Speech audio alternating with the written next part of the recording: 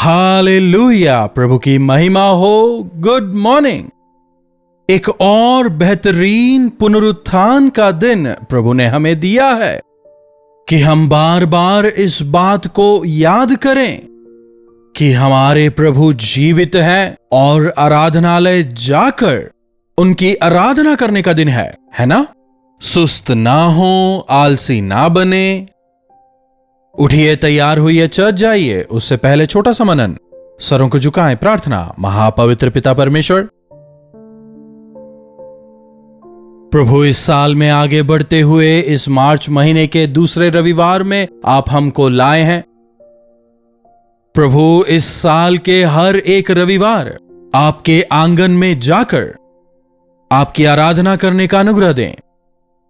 प्रभु उपवास करने का, प्रार्थना करने का, आराधनालय जाकर आपको महिमित करने का, वचन सुनने का आपने हमें मौका दिया है, इसलिए आपका धन्यवाद। इसका उपयोग करने में हमारी मदद करें। आज दोबारा हमसे बात करें, प्रार्थना यीशु के नाम से मांगते हैं, आमीन। प्रभु की महिमा हो। अगर आप आराधना के लिए निकल चुके हैं तो कोई बात नहीं, आने के बाद अनुकूल समय में आप इस वचन को सुने। दूसरे इतिहास की पुस्तक 29वें अध्याय की पहली आयत से पढ़ रहा हूं। जब हिजकिय्याह राज करने लगा, वह 25 वर्ष का था और 29 वर्ष तक यरूशलेम में राज करता रहा। हिजकिय्याह जब केवल 25 वर्ष का था, वो राजा बनता है। कह सकते हैं काफी छोटी उम्र थी, ना ही कोई अनुभव ही था, मैच्योरिटी भी नहीं थी, परिपक्वता की कमी थी। सामान्यतः अगर आज हम 20-25 साल के नौजवानों को देखें, उनका जो पूरा ध्यान होता है संसार की ओर, संसार के बातों की ओर होता है। टेक्नोलॉजी वगैरह सीखने में समय बिताते हैं, या फिर फैशन के प्रेमी होते हैं, या इसी तरह की चीजों में वे व्यस्त रहते हैं। लेकिन यहां पर देखिए, जवानी में ही हिजकिय्याह राजा बनता है। बाइबल में कई बार आप मां के नाम के जिक्र को पाते हैं। आपने सुना होगा ना, जैसी मां वैसे बच्चे। बच्चों पर मां का प्रभाव काफी होता है। तो हिजकिय्याह की मां कौन है? जकरिया की बेटी अबिय्याह।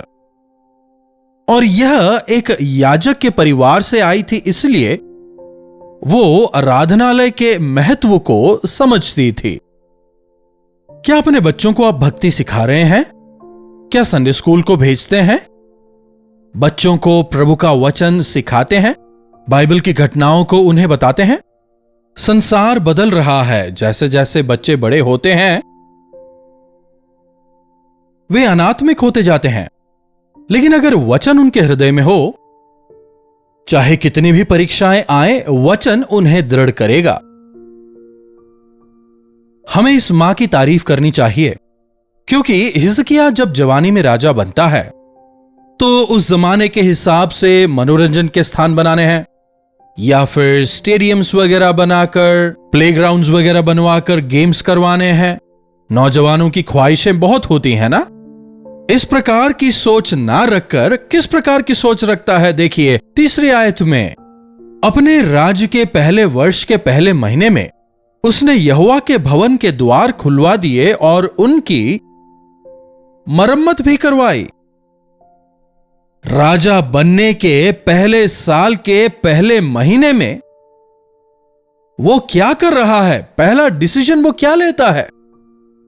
किस काम को अंजाम दे रहा है? प्रजा को व्यर्थ सपने नहीं दिखा रहा। सबसे पहले परमेश्वर के भवन की मरम्मत करवाता है। अगर परमेश्वर हमारे साथ हैं तो सब कुछ सही रहेगा। उस दौरान परमेश्वर के भवन को लोगों ने नजरअंदाज कर रखा था। आराधनालय बंद था। जीविका के अभाव में याजक और लेवी बिखर गए थे। ऐसे एक समय में उसमें इच्छा जागती है कि वो आराधनालय को दुरुस्त करे। तुरंत सबसे पहला डिसीजन वो क्या ले रहा है? आराधनालय को दुरुस्त करना है। सेंट फ्रांसिस के विषय में आपने अवश्य सुना होगा, वो एक व्यापारी के बेटे थे। मौज मस्ती करते हुए वे जी रहे थे, अच्छे अच्छे कपड़े पहना करते थे। घुड़सवारी करके अपनी मौज मस्ती में जब जीवन बिता रहे थे, अचानक बीमार पड़ जाते हैं। कुछ महीने बिस्तर पे पड़े रहने के बाद जब थोड़े ठीक होते हैं, अच्छे रंग बिरंगे कपड़े पहनकर जब अपने आप को आईने में देखते हैं, ऐसा लग रहा था मानो किसी कंकाल पर कपड़ा डाला हो। तब उनकी आंखें खुलती हैं और वे कहते हैं, वस्त्र मुख्य नहीं, लेकिन प्रभु ने जो शरीर दिया है वो मुख्य है। वस्त्रों की वजह से मनुष्य नहीं, लेकिन मनुष्यों की वजह से ही वस्त्र आए हैं ना। इसलिए वस्त्रों के विषय नहीं, लेकिन अपने प्राण के विषय में हमें चिंतित होना है। पवित्र आत्मा उन्हें चिताते हैं और वे मन फिराकर उद्धार पाते हैं। वे प्रभु परमेश्वर की आवाज सीधी सुनते हैं, मेरी कलीसिया खराब हो रही है, उसे तू ठीक कर, प्रभु को कहते हुए सुनते हैं। प्रभु की इस आवाज को सुनकर वे जहां जहां टूटे हुए आराधनालय थे, वे उनकी मरम्मत करवाते हैं, बंद आराधनालयों को खुलवाते हैं, पिता के पैसों का इस्तेमाल करते हैं और बहुत सारा कर्जा भी लेते हैं। तब प्रभु उन्हें समझाते हैं, मेरी कलीसिया का मतलब कलीसिया में आने वाले लोग हैं। कलीसिया की जो बिल्डिंग है वो नहीं, बल्कि उसमें आने वाली मेरी संतान है। वहां की जो पद्धतियां हैं वो हैं। कलीसिया की जो पद्धति है वो खराब हो गए हैं। सिखाने वाले शिक्षक ठीक नहीं। आराधनालय में विश्वासी होकर आने वाले केवल नाम के लिए आते हैं। मेरे कहने का मतलब था उन्हें दुरुस्त करना है। तब वे आराधनालयों का निर्माण बंद करते हैं, शहर शहर जाकर, गांव गांव जाकर, जहां कहीं वे जा सकते थे। जब हम यीशु मसीह के लहू से धोए जाते हैं, हम शुद्ध होते हैं, उनकी उपस्थिति हमें आशीषित करती है, यह वचन सुनाते हैं। यहां हिजकिय्याह आराधनालय की मरम्मत करवाने के लिए फाटकों को खुलवाता है, आराधनालय की मरम्मत भी करवाता है, लेकिन वहां जो कार्यक्रम होने थे, आज आराधनालय तो कई हैं। कई लोग फंक्शन हॉल्स में, मीटिंग हॉल्स में भी मीटिंगों का आयोजन करते हैं। कई बेहतरीन आराधनालय हैं, लेकिन उनका उपयोग हम कैसे करते हैं?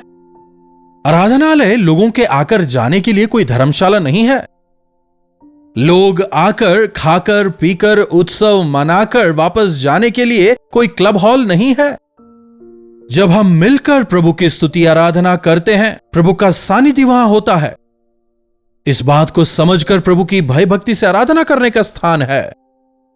लेकिन विडंबना देखिए, आज कई आराधनालय ऐसे नहीं हैं। तो हिजकिय्याह केवल आराधनालय की मरम्मत नहीं करवाता, बल्कि लेवियों और याजकों को भी इकट्ठा करता है, वेदियों को ठीक करता है और आराधनालय के जो उपकरण हैं उन्हें क्लीन करता है। आप पूरे अध्याय को पढ़िएगा। याजकों को इकट्ठा करता है, लेवियों को इकट्ठा करता है, गीत गाने वालों को इकट्ठा करता है, बाजे लेकर, तुरहियों को फूंक कर आराधना के क्रम को दुरुस्त करता है। दाऊद के चलाए बाजे लेकर लेवी और याजक बाजा लेकर खड़े होते हैं। विभिन्न बाजों को लेकर सारंगी, वीणा, झांझ, इन सब को लेकर याजकों ने यहोवा के भवन में खड़ा किया। 30वें आयत देखिए। और राजा हिजकिय्याह और हाकिमों ने लेवियों को आज्ञा दी कि दाऊद और आसाफ के भजन गाकर यहोवा की स्तुति करें, और उन्होंने आनंद के साथ स्तुति की और सिर नवाकर दंडवत किया। सभा में आराधना आवश्यक है, आत्मा और सच्चाई से की जाने वाली आराधना, प्रभु को महिमित करने वाले गीत, प्रभु की प्रशंसा के गीत। उन दिनों में बलि चढ़ाई जाती थी, आज बलि चढ़ाने की आवश्यकता नहीं। टूटा हुआ मन ही परमेश्वर के उपयुक्त बलिदान है। आराधनालय में आराधना हो, स्तुति हो, प्रार्थना, विनती हो। आराधनालय में परमेश्वर की स्तुति के गीत हो और आराधनालय में बलिदान हो, स्तुति रूपी बलिदान, प्रशंसा का बलिदान।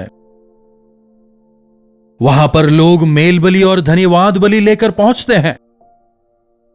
Always remember giving is a part of worship. आजकल जब हम लोग आराधनालय जाते हैं, वाकई में कितना समय हम प्रभु की आराधना स्तुति में बिताते हैं, कितना समय हम वचन सुनने में बिताते हैं, कितना समय हम प्रभु के साथ में और उनके संतानों के साथ संगति करने में गुजारते हैं, कितना देर हम अपने हृदयों को तैयार करने में, प्रभु के भवन में कितनी व्यवस्था है, कितनी पवित्रता है, कितनी परिपक्वता है। क्या कभी हमने गौर किया है? प्रभु का आराधनालय कोई सामान्य स्थान नहीं है। जब याकूब को परमेश्वर का दर्शन मिलता है, वो कहता है, यह स्वर्ग का फाटक है, यह भयानक है, यह स्वर्ग का फाटक है, स्वर्ग का द्वार है। अगर हम इसे लापरवाही में लें तो यह भयंकर होगा।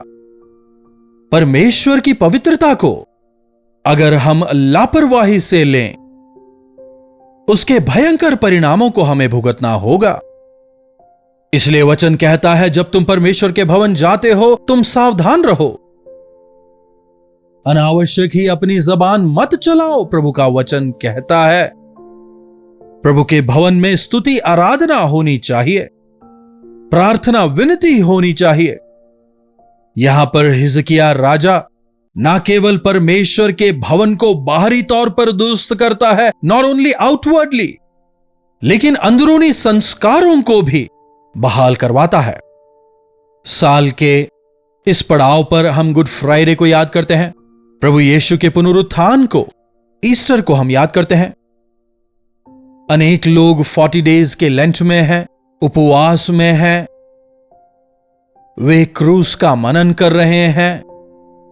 जरा सोच के देखिए, क्या केवल सांस्कारिक तौर पर उपवास रखे चर्च जाके आ जाते हैं, या फिर क्रूस पर मनन करते हुए क्रूस के प्रेम को समझकर आज भी क्रूस के प्रेम को ना जानने वाले कई लोग हैं, उन तक भी प्रभु के वचन को पहुंचना है, ऐसी आशा हमारे अंदर है।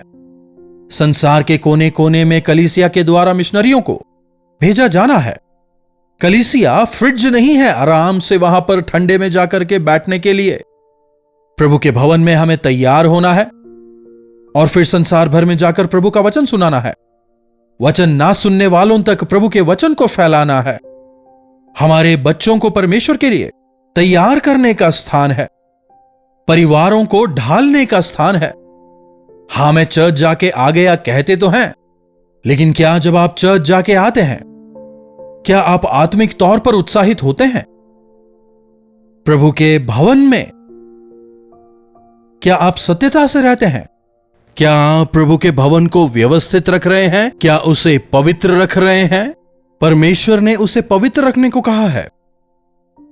कुछ चर्चों में पूरी धूल जमी होती है, क्रिसमस डेकोरेशंस के पेपर वगैरह ऐसे ही लगे होते हैं। दुरुस्त करें। आइए आराधनालय को दुरुस्त करें, आराधनालय के प्रांगण को दुरुस्त करें। उन तमाम से बढ़कर जो आराधना होती है उसे दुरुस्त करें। आत्मा और सच्चाई से आराधना हो। जब हम गीत गाते हैं, आराधना करते हैं, हमारे गीतों में, हमारी आराधना में ऐसी सामर्थ्य हो कि स्वर्गदूत भी चकित हो जाएं। हमारे गीतों को स्वर्गदूत नहीं गा सकते। उद्धार पाए हुए मसीह यीशु के पवित्र लहू की जय जयकार करते हुए गाते हैं, वैसा अनुभव स्वर्गदूतों के पास नहीं है। वचन कहता है, जहां 2 या 3 उनके नाम से इकट्ठा होकर उनकी आराधना करते हैं, उनके बीच में यीशु मसीह रहते हैं। क्या आपकी आराधना में प्रभु हैं? एक और आयत को हम देखते हैं, 20वीं आयत को देखिए। तब राजा हिजकिय्याह सवेरे उठकर नगर के हाकिमों को इकट्ठा करके यहोवा के भवन को गया।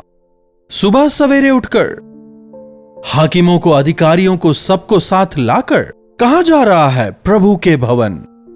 यह कौन सा सवेरा हुआ? 6:30 बज गए हैं, 7 बजने वाले हैं। क्या आप चर्च जाने के लिए तैयार हो गए हैं? अच्छा, एक बात बताइए, कितने बजे की सर्विस में आप जाते हैं? 10 बजे, 12 बजे, 2 बजे? और फिर क्या अपने पूरे दिन को आप बर्बाद करते हैं? रविवार के पूरे दिन को प्रभु के सानिध्य में बिताना, हमारे लिए आशीषमय है। प्रार्थना। महापवित्र पिता परमेश्वर, आपके भवन से प्रेम करने और आराधनालय में आपके सानिध्य का अनुभव करने के लिए हमारे अंदर एक उमंग हो। मैं कब जीविते परमेश्वर के सन्मुख जाऊंगा, ऐसा उत्साह हर रविवार बल्कि हर रोज हमारे जीवन में हो। दिन भर आपके सानिध्य में गुजारते हुए आत्मा और सच्चाई से आपकी आराधना करते हुए वचन को पढ़कर उस पर मनन करते आपकी भरपूरी में पूरा दिन गुजारने में हम में से एक एक की मदद करें। प्रभु, इस समय पवित्र आत्मा का अभिषेक एक एक पर उतरने पाए। प्रभु के दिन को सम्मान देते हुए पूरा दिन आपके सानिध्य में गुजारने में हमारी मदद करें।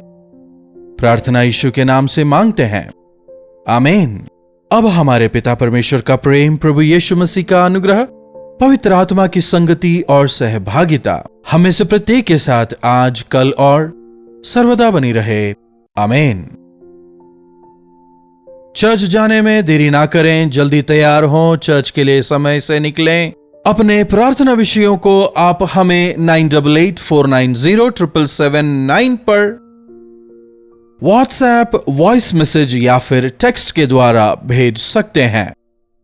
हमें आपसे सुनकर, आपके बारे में जानकर काफी प्रसन्नता होगी। हम आपके लिए निरंतर प्रार्थना करते हैं। आप भी विश्वास के साथ प्रार्थना करें। प्रभु अवश्य आपके जीवनों में चमत्कार करेंगे। यदि आपने अब तक चैनल को सब्सक्राइब नहीं किया है तो सब्सक्राइब करें, लाइक और शेयर भी अवश्य करें। इन्हीं वचनों के साथ मैं आज आपसे विदा लेना चाहूंगा। प्रभु परमेश्वर का अनुग्रह हम सबों पर बना रहे। कलवरी दर्शन, ये है प्रेम के दर्शन, यीशु प्रेम के दर्शन।